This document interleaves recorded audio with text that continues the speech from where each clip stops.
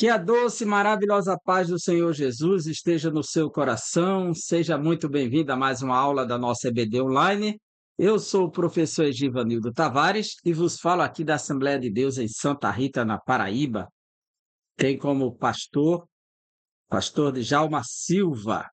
Hoje nós vamos estudar a lição de número 12, que traz este brilhante tema, o banquete de Esther, denúncia e livramento. Uma lição muito rica. Estamos chegando no final do trimestre, é um momento muito importante e eu espero que você esteja bastante animado para estudarmos esta lição. Os objetivos da lição são 3, porque ela está dividida em 3 capítulos, cada capítulo com 3 tópicos, com exceção do terceiro, que tem apenas 2. E você pode ver aqui que no primeiro capítulo ele tem um objetivo: descrever o banquete preparado por Esther e a denúncia proferida por ela. E nós temos 3 tópicos aqui: a instabilidade de Ramã, o banquete do vinho. Qual é a tua petição? Capítulo 2, o objetivo será remontar o contexto que desdobra a fúria do rei contra a injustiça. A hora da recompensa do malvado Ramã. E nós temos 3 tópicos: a revelação do plano, quem fez isso, a terrível reação do rei. Terceiro capítulo, refletir a respeito do grande livramento providenciado por Deus. O livro, de fato, é uma narrativa que revela a divina providência de forma invisível, mesmo sem perceber o nome Deus, o nome Yahvé, Javé, o nome Senhor, mas é impossível ler o livro de Esther sem perceber a ação poderosa divina, a providência. E aí, nesse terceiro capítulo, nós temos a história da forca chegou ao palácio. Os ventos mudaram. O nosso textuário nos diz: como ribeiros de águas, assim é o coração do rei na mão do Senhor. A tudo quanto quer, o inclina. É interessante isso aqui.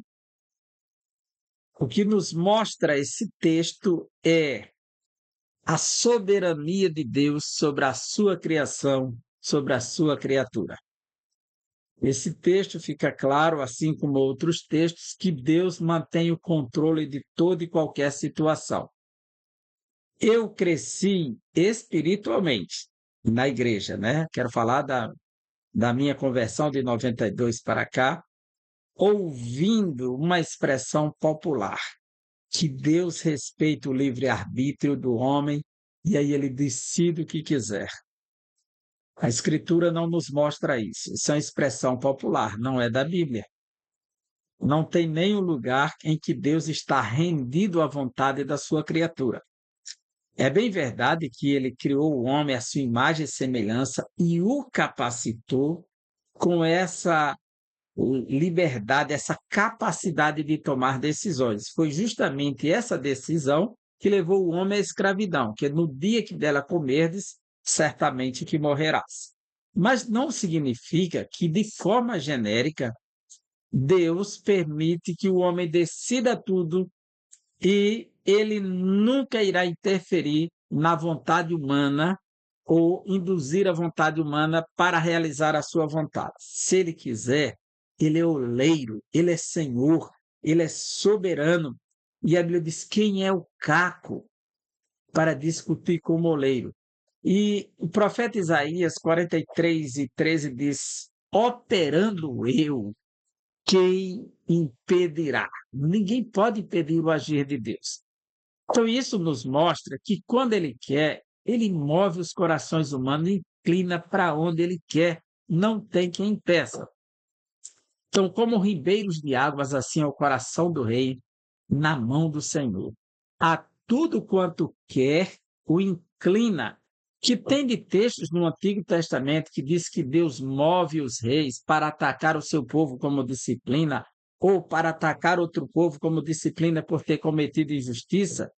Então, isso nos profetas maiores, Isaías, Jeremias, nos profetas menores, o livro de Obadias é muito claro, e entre outros livros, que Deus, o livro de Abacuque, que Deus vai levantar essa nação, e aí ele já despertou aquele rei.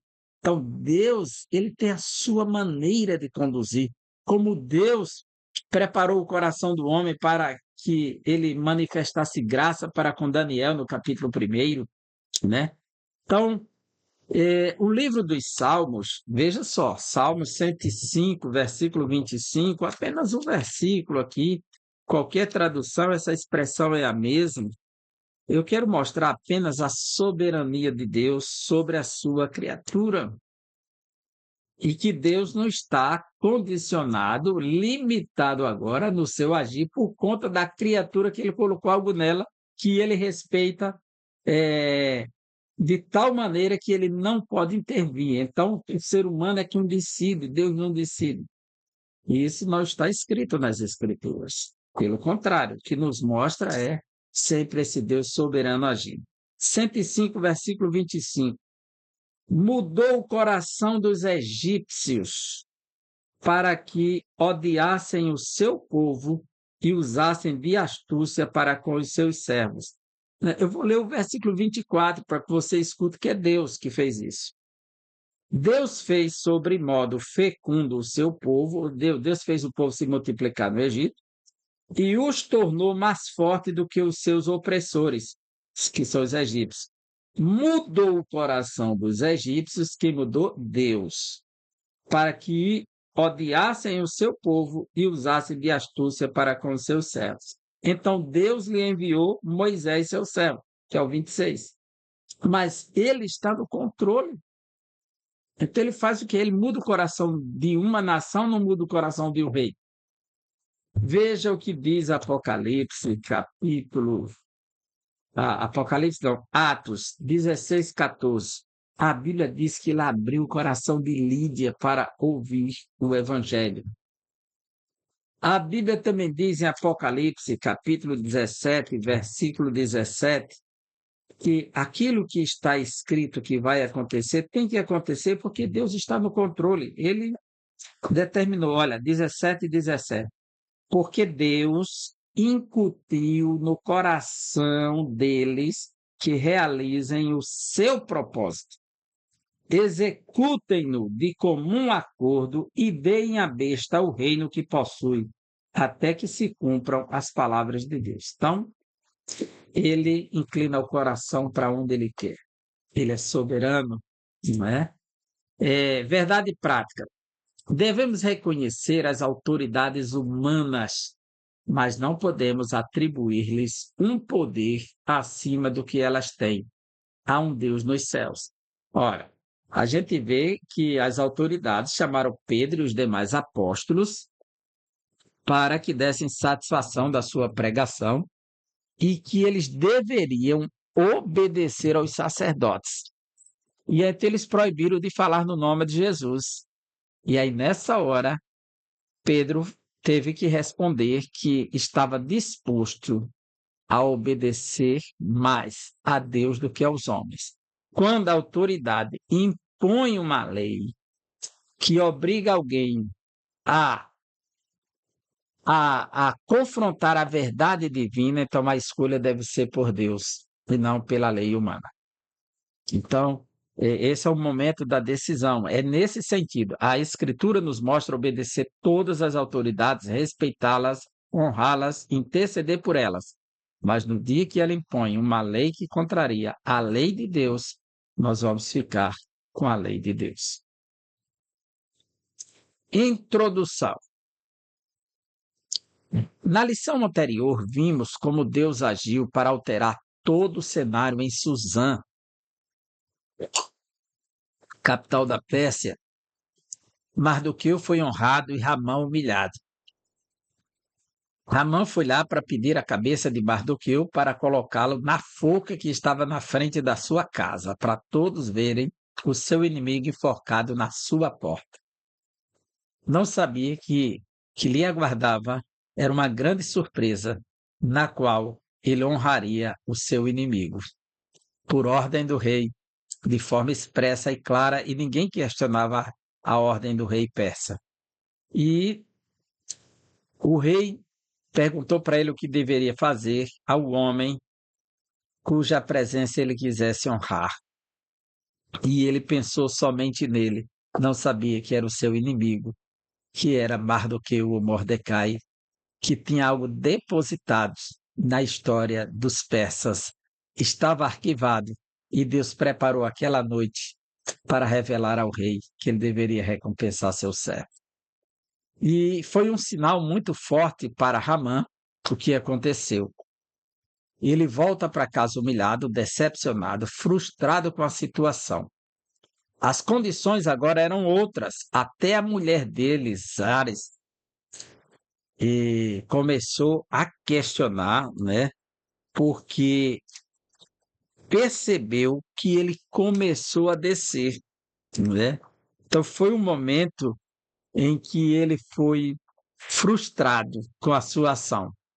Fez uma forca, foi pedir a cabeça de Mardoqueu, terminou honrando Mardoqueu publicamente, e quando voltou, a mulher e os amigos de Ramã já prenunciavam a sua derrota. Disseram, olha, se esse homem é judeu, você já começou a cair, se prepare. Você vai cair. O capítulo 6, versículo de número 13 diz: Ramã contou a Zeres, sua mulher, e a todos os seus amigos tudo o que tinha acontecido com ele. Então os seus amigos, que eram sábios, e Zeres, sua mulher, disseram: se Mordecai, diante do qual você já começou a cair, é da descendência dos judeus, você não conseguirá fazer nada contra ele. Você certamente será derrotado. Então ali já foi algo muito forte. Ele já saiu constrangido, de cabeça coberta, pelo fato de ter honrado Mardoqueu publicamente, na mais alta honra que alguém possa receber, com a coroa, roupa e em cima do cavalo do rei, sendo proclamado pelo próprio Ramã a sua honra. Tudo será resolvido no segundo banquete oferecido por Ester. E Ester, que convidou o rei Ramã para o primeiro banquete, da qual ele se gloriou, se sentiu honrado, dignificado por isso, será convidado para um segundo banquete. E nesse segundo banquete será o banquete da decisão. O banquete e a denúncia. Esse é um momento muito forte agora da história, muito belo, né? E marcante essa história aqui, esse drama como é apresentado, o banquete e a denúncia. A instabilidade de Ramã. O dia foi terrível para Ramã. Cedo, saiu de casa determinada a conseguir do rei a ordem de enforcamento de Mardoqueu. Durante o dia serviu de guia para o cavalo que transportou seu desafeto judeu pelas ruas de Suzã. Foi pedir a cabeça de Mardoqueu para o enforcamento, terminou honrando. Imagina a frustração que ele recebeu ao voltar para casa. Em casa, enquanto ouvia uma sentença totalmente desfavorável, chegaram os servos do rei para levá-lo apressadamente ao banquete preparado por Ester. O que será que ele aguarda nesse banquete? Indo ao banquete de Ester. Esse é um momento muito difícil, porque Ramã ele já desceu, já está humilhado, já está envergonhado em toda a Suzã. Existe alguém mais honrado do que ele, ao público, aos olhos de tudo. Ele mesmo fez essa campanha com a sua boca, e inclusive levou ele a cobrir a cabeça de tanta vergonha de ter feito isso. Ramã estava certamente muito perturbado. Ir ao banquete naquelas circunstâncias deve ter sido muito desfavorável. Não estava mais com espírito de festa, mas teve que ir disfarçando. Vamos ver o que aguarda no banquete. O banquete do vinho. O banquete da decisão de destinos, porque aqui se traça o destino do povo judeu e o destino de Ramã e os amalequitas, a sua família. O destino da família de Mardoqueu e Ester e o destino da família de Ramã será traçado neste banquete. É o banquete da decisão. O banquete para o qual Esté convidou a Suera é chamado de banquete do vinho. Conforme Esté, capítulo 7, versículo 2, no segundo dia, durante o banquete do vinho, o rei perguntou a Esté: qual é o seu pedido, rainha Esté? Você será atendida. O que você quer? Até a metade do reino lhe será dado. Essa, o banquete do vinho. Era muito comum banquetes de vinho na antiguidade entre os poderosos. Muito comum. Isso aqui não é particularidade dos persas. Isso aqui é muito comum porque o vinho se tornou a bebida mais importante da antiguidade e ainda do presente. Ainda é muito forte, né? Apesar de que os ocidentais se apegaram mais à cerveja, mas o vinho foi a bebida mais importante dos orientais. E o vinho, a videira, ela conseguiu frutificar nos 4 cantos do mundo. Você vai encontrar histórias da vinha na Ásia Central, na Ásia Oriental, você vai encontrar na África, vai encontrar nas Américas, na Oceania, em todo lugar a vinha está presente. E o vinho circula o mundo todo, se tornou o rei das bebidas, o vinho. Assim como o carvalho é o rei das árvores, a águia é a rainha das rapinas, o tubarão é o rei dos mares, é, o leão é o rei da selva, você tem também aqui o rei das bebidas, o vinho, e, ele é tratado, inclusive, na parábola de Jotão, como a bebida dos deuses, que era um tema grego. Entre os gregos era conhecido como a bebida dos deuses. E nós temos aqui, embora algumas traduções não coloquem bebida dos deuses, mas a expressão hebraica é Elohim, é plural. E algumas traduzem bebida dos deuses. Deixa eu ver, eu acho que é o capítulo 9, e que ele fala das árvores, seria melhor. Deixa eu ver. Capítulo 9 do livro de Juízes, quando ele diz aqui, versículo 12 em diante: então as árvores disseram à videira: venha você, reine sobre nós. Porém a videira lhes respondeu: deixaria eu o meu vinho que agrada a Deus e aos homens para dominar sobre as árvores? Quer dizer, o vinho agrada a Deus. Outra tradução coloca aos deuses, que é a expressão Elohim, mas muitos eruditos entendem que é voltado para Deus. Então, o vinho seria a bebida que agradava a Deus. Por que o vinho é a bebida que agrada a Deus? Agrada a Deus e aos homens. Vinho, ele é símbolo de alegria, conforme a Bíblia Sagrada nos mostra, o livro dos Salmos e o livro de Eclesiastes. Para rir se faz convite, o dinheiro por tudo responde, e o vinho alegra a alma. E o livro dos Salmos vai dizer que o vinho traz alegria. Então, o vinho ele deixava as pessoas alegres, felizes, animadas. Então, o vinho começou a fazer parte da história da humanidade, até hoje faz parte, né? O contexto é o reino da Pérsia, no qual, assim como nos demais reinos pagãos de toda a história, o uso do vinho era comum nas festas e banquetes.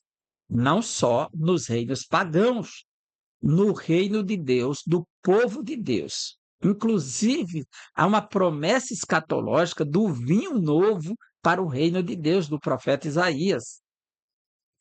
Eu vou ler aqui o que o autor da lição colocou e vou expressar algo, porque nós estamos vivendo no século XXI e precisamos saber que os nossos alunos, eles estudam as escrituras também por outros canais, pela internet, e tem muita gente ensinando o que a escritura diz.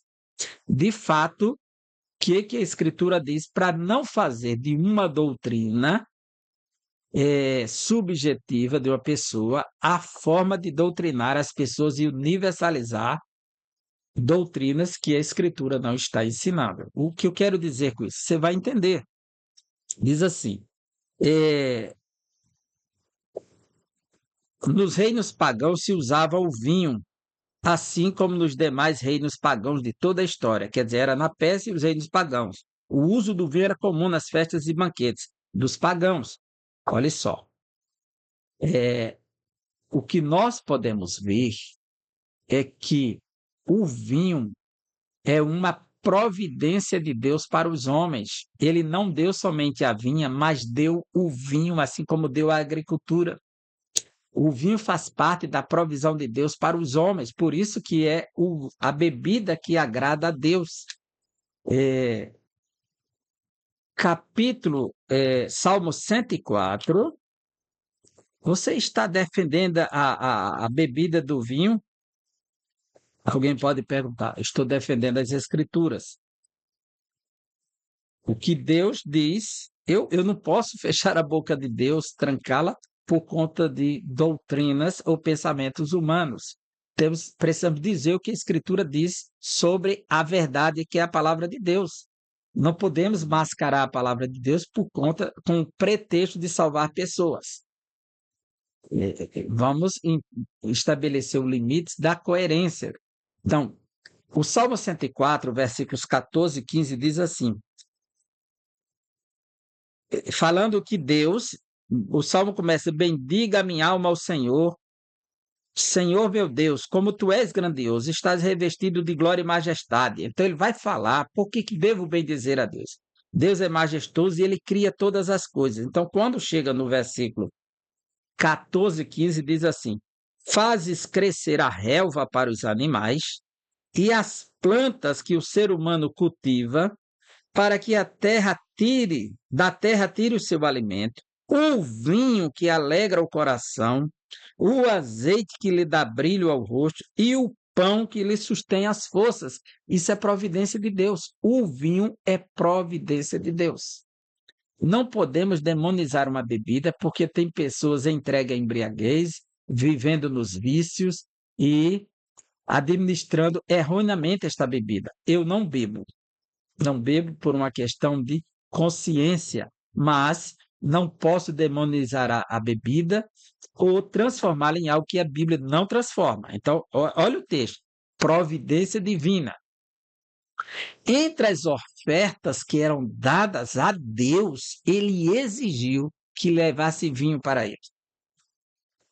E uma oferta de expiação que era feita de manhã e outra de tarde, um cordeiro pela manhã e outro pela tarde. E esse mandamento é tão forte que ele aparece 5 vezes na lei de Moisés. Eu vou citar apenas alguns textos. O livro do Êxodo, capítulo 29, versículo 40, 29, 40, do Êxodo, que diz assim, com um cordeiro, ofereça 2 litros da melhor farinha amassada com 1 litro de azeite batido e para a libação 1 litro de vinho. Deus exigiu vinho na sua oferta no templo. Levítico, capítulo 23, versículo 13, diz assim, a oferta de cereais que acompanha o holocausto serão 4 litros da melhor farinha amassada com azeite para ofertas queimadas de aroma agradável ao Senhor. E a libação que acompanha será de 1 litro de vinho. Livro de Números, capítulo 15, versículo 7 e depois o versículo 10. Diz assim, e de vinho para libação ofereça 1,5 litros ao Senhor em aroma agradável. Então se oferecia vinho para Deus. Versículo de número 10, no mesmo capítulo. E de vinho para libação traga 2 litros, oferta queimada de aroma agradável ao Senhor. Então, se bebia vinho no templo, a pessoa ele ia fazer a peregrinação aonde estava o templo. No entanto, a viagem era longa, ele não podia levar as suas cabras, a sua vaca, porque o caminho era longe. Ele vendia, transformava em dinheiro, chegava lá, levava como dízimo isso e comprava as comidas para beber no templo, que era uma forma de consagrar-se a Deus. Veja, Deuteronômio 14, 26. É o que diz a Escritura. Com esse dinheiro, comprem tudo o que quiserem, vacas, ovelhas, vinho ou bebida forte, ou qualquer coisa que desejarem. Consumam isso ali, na presença do Senhor seu Deus, e alegrem-se vocês e os membros da sua casa. No primeiro livro de Samuel 1:14, a gente vê que Ana estava orando no pináculo do templo e parece que era comum algumas pessoas beberem tanto vinho que ficava mole. E ele achou que ela estava embriagada porque era comum essa refeição com vinho no templo entre as ofertas. E o sacerdote a julgou por isso. 1:14 de 1 Samuel diz assim: e lhe disse: até quando você vai ficar embriagada? Trate de ficar longe do vinho. Quer dizer, ele não a condenou por ter tomado vinho, mas por ter tomado demais no seu entendimento. Trate de ficar longe do vinho. Mas não era proibido porque era lei de Deus isso aqui. Então, algumas pessoas excediam. A gente vê. E no capítulo 10 do primeiro livro de Samuel, quando Saul se encontra com Samuel, a gente vê que Samuel diz que ele vai voltar e vai se encontrar com pessoas que estão indo para o templo levar vinho. Veja só, que era o tabernáculo, né? Capítulo 10, versículo 3, do texto sagrado. Ao seguir adiante, você chegará ao carvalho de Tabor. Ali virão ao seu encontro 3 homens que vão subindo a Deus em Betel. Um estará levando 3 cabritos, outro 3 pães e o outro um odre de vinho. Então, isso aqui fazia parte. Por que eu estou citando esses textos? Porque o autor ele diz assim: o Antigo Testamento é enfático quanto aos seus terríveis males. É verdade. Noé se embriagou no capítulo 9 e realizou grandes males. As filhas de Ló embriagaram o pai para ter relações com ele. O livro de Provérbios diz que o vinho é escarnecedor, mas eu quero ler com você Provérbios capítulo 20 para ver o que é que está dizendo com isso. É uma proibição terminantemente de se tomar vinho? Não. Porque pegar os textos que falam de aspectos negativos do vinho não justifica para formular uma doutrina contra o vinho. É isso que eu quero dizer, que eu estou defendendo aqui as Escrituras de forma clara e não estou fazendo defesa de embriaguez. Não é esse o sentido. E isso precisa ficar claro, porque nós precisamos fazer jus ao que o texto diz. Então, não é que a Escritura... Veja só, capítulo 20 de Provérbios. O vinho é zombador e a bebida forte causa alvoroço. Todo aquele que é vencido por eles não é sábio. O que ele está dizendo? Aqueles que não administraram corretamente foram dominados pelo vinho e se tornaram insensatos. O sábio, ele tomava vinho de forma equilibrada. É bem verdade que alguém disse, olha, que basta um copo para levar outro copo, leva outro copo. Mas o que o texto está dizendo não é que é proibido beber vinho. Ele está dizendo que não é sábio entregar-se a ele, ou seja, demasiadamente. Basta ler o texto aqui, é muito claro para não fazer Passou a ideia aqui, havia expressa proibição para os sacerdotes. Levítico capítulo 10. O texto de Levítico, capítulo 10, é muito claro que tipo de proibição é essa. Os filhos de Arão provavelmente entraram embriagados para oferecer dentro da casa do Senhor. E o que Deus vai dizer para os filhos de Levi nesse momento? É que veja o texto sagrado, como diz de forma clara, Levítico capítulo 10. Então, versículo 80. Então o Senhor falou a Arão dizendo: Você e seus filhos não devem beber vinho ou bebida forte.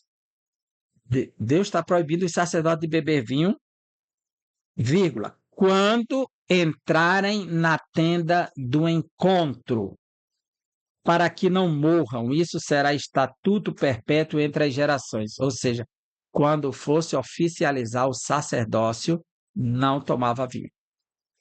É isso que ele está dizendo, que os sacerdotes estão proibidos de beber vinho. Não é isso. Porque entrar embriagado era profanar o santuário, que foi justamente o que Nadab e Abiú fez, profanou. E Deus diz para que se veja a diferença entre o santo e o profano. O vinho em excesso tira a pessoa do equilíbrio, é uma bebida fermentada. É isso que ele está dizendo aqui. Aí ele diz aqui, conforme acentua a Bíblia de Estudo Pentecostal, quer dizer, conforme o autor da Bíblia Pentecostal, ele citou aqui essa nota. A abstinência total do vinho era condição para o voto do nazireado. Aqui era um caso específico, nazireu. O nazireu também não cortava o cabelo, né? Tinha que ficar com o cabelo grande a vida toda. Além disso, não podia tocar em morto. Alguém morria, ele não podia ir lá se despedir do corpo do pai, tocar da mãe, né? Além disso, o texto veterotestamentário do Antigo Testamento ressalta o belíssimo exemplo dos recabitas. Em Jeremias, capítulo 35, nós vemos a história dos recabitas que não tomavam vinho. Mas o texto dos recabitas não é para doutrinar para não tomar vinho. O texto dos recabitas é belo nesse aspecto, e o que dizer que eles não construíam casas, moravam somente em tendas, quando já havia cidades fortificadas, tudo. Jeremias levou a família dos recabitas para dentro de uma sala do templo, que no templo tinha muito vinho, o vinho dos sacerdotes. Na hora que fosse oficializado não tomava, mas sempre tomava. Então ele levou e disse, bebe. E ele disse, não podemos beber. Nós obedecemos ao nosso pai, Jonadab, filho de Recabe. Os recabitas não tomavam vinho. Ele nos proibiu, conforme Josué não, o livro de Jeremias, ele vai dizer, ele nos proibiu de construir casas, plantar, cultivar, ter vinhas, nem outro tipo de sementes. Quer dizer, eles não faziam serviço de agricultura, não tinham casas, moravam sempre em tendas. Se eu for utilizar esse texto dos recabitas para doutrinar sobre o vinho, eu preciso doutrinar também sobre a construção, sobre o plantio. Não aceitava a agricultura, que foi tudo criada por Deus. Tudo produzido por Deus. O que o texto de Jeremias nos mostra é a fidelidade à voz de um homem, o respeito a uma tradição humana, enquanto o seu povo não quer obedecer à sua voz, à sua palavra. É isso que Deus está utilizando. Então, o vinho, ele é símbolo de alegria. Você pode ver que Melquisedeque trouxe vinho em Gênesis 14, 18, para Abraão, Jacó deu vinho a seu pai Isaque, Judá terá vinho em abundância quando se tornar rei, na promessa profética.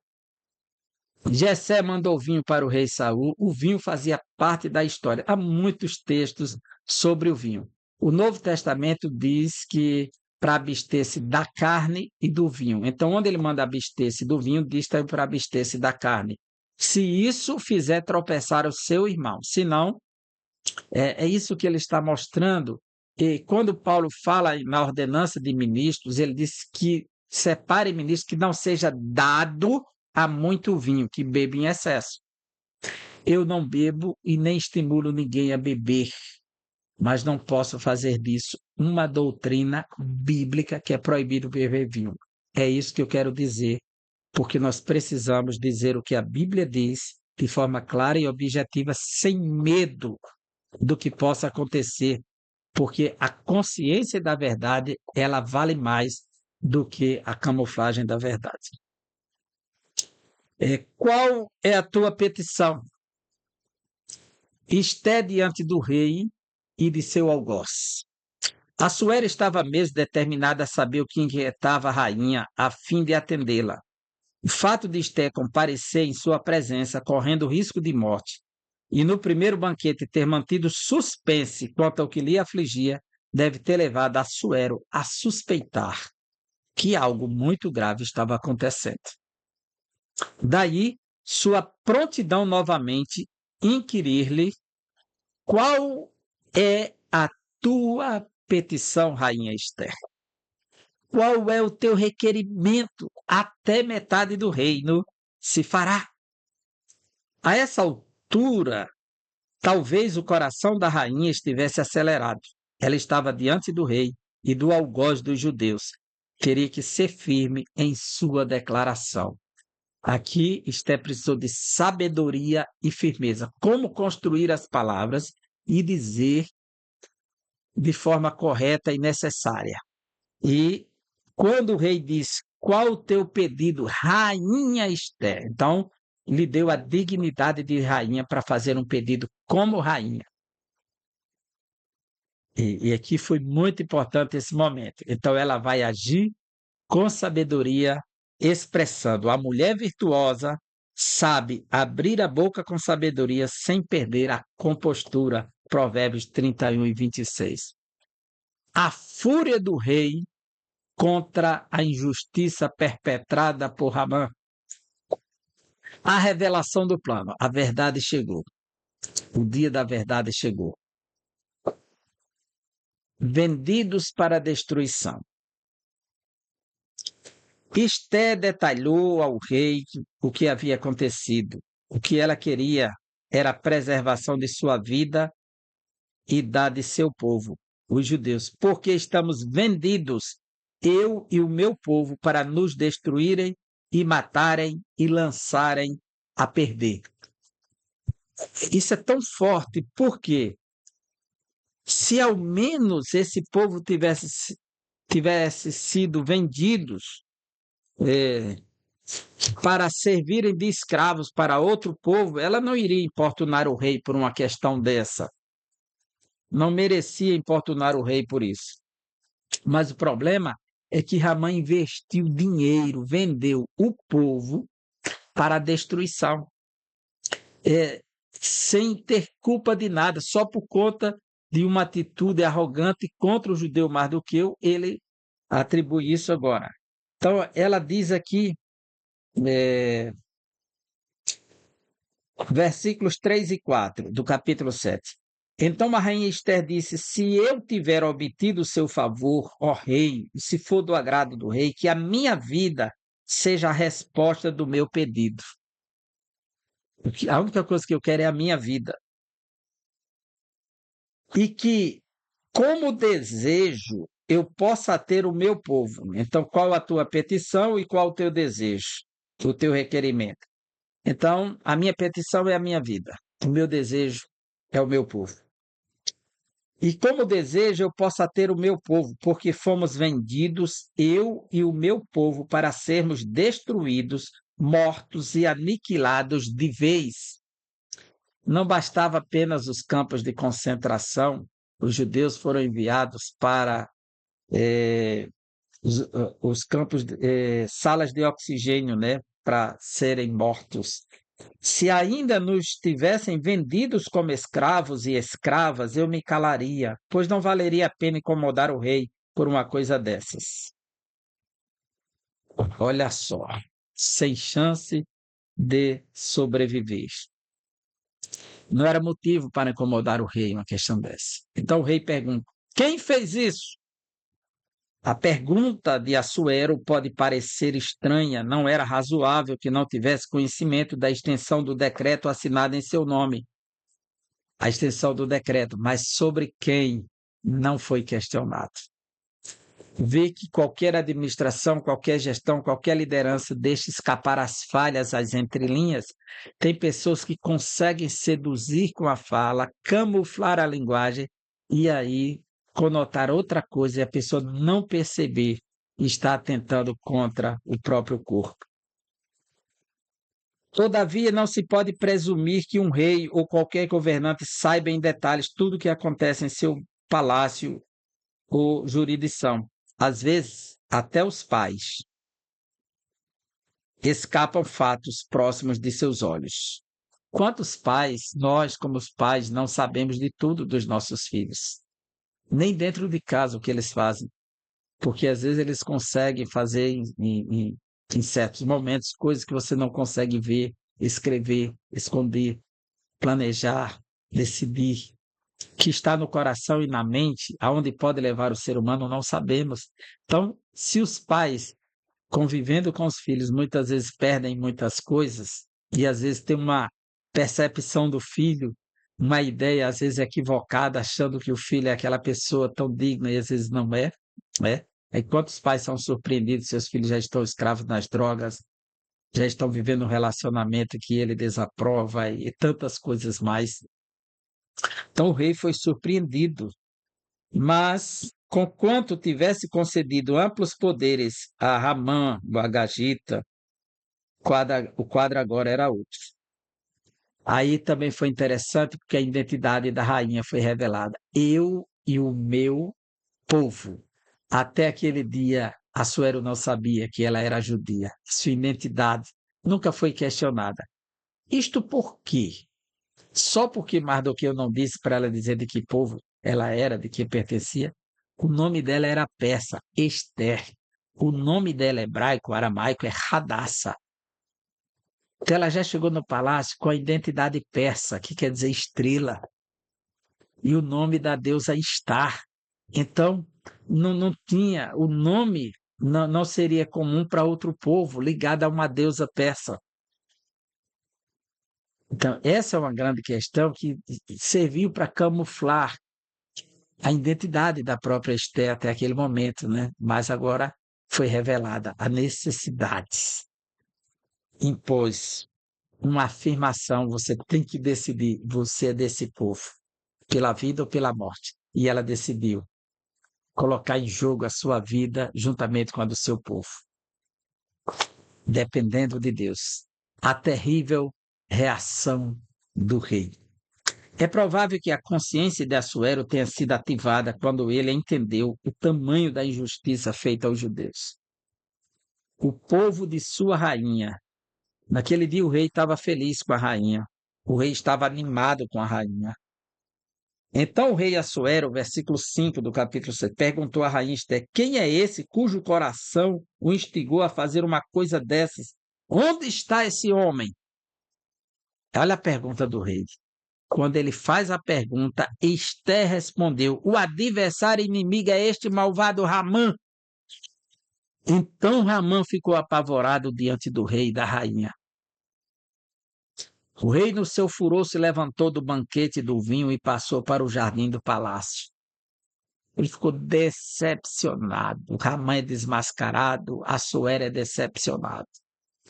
Todo investimento, toda uma confiança, seu anel, seu poder, toda a honra que ele deu a Ramã, agora é frustrado com o plano que ele intentou contra a rainha e o povo da rainha.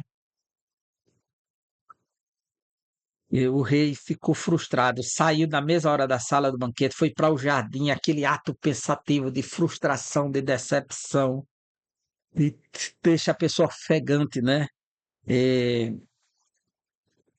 O rei do seu furor se levantou do banquete do vinho e passou para o jardim do palácio. Ramã, porém, ficou para rogar por sua vida à rainha. Esté, pois, viu que o mal contra ele já estava determinado pelo rei. Ela percebeu pela atitude do rei. Quando o rei voltou do jardim do palácio para a casa do banquete do vinho, Ramã tinha caído sobre o divã em que se achava Esther. Então o rei disse: será que ele queria desonrar a minha rainha diante de mim aqui no meu palácio? quando o rei acabou de dizer estas palavras, cobriram o rosto de Ramá. É interessante porque chegou a hora da recompensa do mal. Esther abriu a sua boca em favor dos necessitados. Ela não fez montinho, não fez nada, planejou tudo de forma correta, sensata, agiu no tempo e na hora certa, e Deus abençoou. Que possamos aprender com essa atitude tão nobre de Esther, de agir de forma sensata e prudente. O grande livramento. E a história da forca chegou ao palácio. A reação física e verbal de Assuero levou seus servos a entender que a morte de Ramã estava decretada, conforme Provérbios 20, versículo 2. Depois que o rei redobrou seu furor por vê-lo deitado junto à rainha, seus servos cobriram o rosto de Ramã. Ele foi suplicar a misericórdia da rainha, se curvando, e o rei, quando viu, achou que ele estava tentando forçar a rainha, abusar da rainha, violentar a rainha. A história da forca preparada no dia anterior já havia chegado ao palácio. Nada fique oculto, não há nada encoberto que não haja de revelar-se, né? Lucas 12, 2. Um dos eunucos, Harbona, sabia que até o tamanho 50 côvados de altura, cerca de 22 metros. Não se sabe por qual motivo Ramã teria preparado uma forca tão alta. Seria para promover um espetáculo público? Na porta da sua casa? É interessante que o que Ramã sonhou para ele, a mais alta honra foi para Mardoqueu. O que Ramã projetou para Mardoqueu, a forca para ele, e a matança da família de Mardoqueu, os judeus, caiu sobre ele e a sua casa. Então, veja o perigo. Então, o desespero de Ramã aumentou diante do furor do rei, e quem construir uma forca, nela será enforcado. Né? E os ventos mudaram. Ele vai receber a recompensa, porque a Bíblia diz: quem cavar uma cova, nela cairá, quem derrubar um muro, uma cobra o morderá. Tudo que o homem semear na carne ceifará. Tudo que quereis que os homens vos façam, façam a eles. Que é o bem, faça o bem. Que é o mal, projete o mal para os outros. Você está projetando contra você mesmo. Os ventos mudaram. Harbona denuncia a forca. Até aquele dia, à exceção de Mardoqueu, todos os servos de Assuero se inclinavam e se prostravam diante de Ramã. Mas talvez ele não fosse tão querido assim na corte. Bastou uma oportunidade para um dos oficiais do rei ter a iniciativa de sugerir sua execução. Veja o que diz o texto sagrado.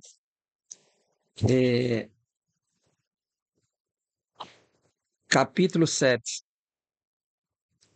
versículo 9. Então Harbona, um dos eunucos que serviu o rei, disse: eis que existe junto à casa de Ramã a forca de 22 metros de altura que ele preparou para Mordecai, aquele que havia falado em defesa do rei. Então o rei disse que ele seja enforcado nela. É interessante o testemunho favorável a Mardoqueu, aquele que havia falado em defesa do rei, os que denunciou Bigtã e Teres. Ele lembrou mais uma vez o bom ato de Mardoqueu ou Mordecai. Então, tinha um testemunho favorável. Quando a pessoa só faz o que é certo, o que é bom, que deixa um bom testemunho, na hora certa ele é recompensado. Diz que Deus se utiliza daquilo que nós plantamos para nos dar a colheita, mesmo que a gente não saiba, não veja. Mardoqueu não está sabendo de nada que está acontecendo. Mas está acontecendo tudo isso. E o nome dele está sendo tratado dentro do palácio como um bom perfume.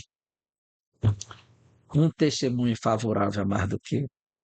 Talvez Harbona até tenha feito parte do grupo dos servos do rei que denunciou Mardoqueu para Ramã quando disseram que ele não se prostrava, que era judeu. Agora soube ser bem perspicaz para sugerir a forca para seu ex-superior. Ele não apenas informou ao rei que havia uma forca preparada por Ramã para Mardoqueu, mas foi sutil ao dizer: aquele que falara para o bem do rei. Veja, então a Escritura vai dizer, no capítulo 8, versículo 2: o rei pegou o seu anel, sinete, que havia tomado de Ramã, tomou de Ramã, e o deu a Mordecai. Da mão de Ramã para a mão de Mordecai. E Esté pôs Mordecai por administrador da casa de Ramã. Todo o seu palácio passa para Mordecai agora. Esté voltou a falar com o rei, ela se lançou aos pés dele e com lágrimas lhe implorou que revogasse a maldade de Ramã, o Agagita, e a trama que ele havia arquitetado contra os judeus. Esse é o versículo 3 do capítulo 8.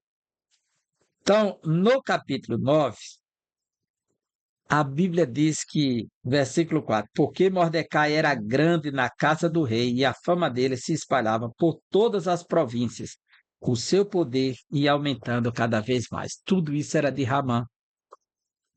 E a família de Ramã foi toda enforcada, os filhos na forca que ele havia preparado para Mordecai. E a sentença que ele traçou para os judeus caiu sobre a sua família. Veja a divina providência o que faz.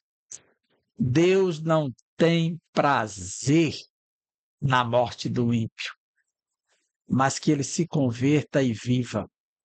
É o espírito rebelde contumaz do homem que o leva à perdição. Ramã deu lugar ao ódio e planejou, de forma implacável e cruel, a morte de Mardoqueu e de todos os judeus do reino da Pérsia. Foi enforcado na própria forca que preparou. Que o Senhor guarde nosso coração de toda a maldade. Que tudo aquilo que queremos que os homens nos façam, devemos fazer a eles, disse Jesus. E até a próxima aula, a última para fechar o trimestre. Um grande abraço, que Deus nos abençoe.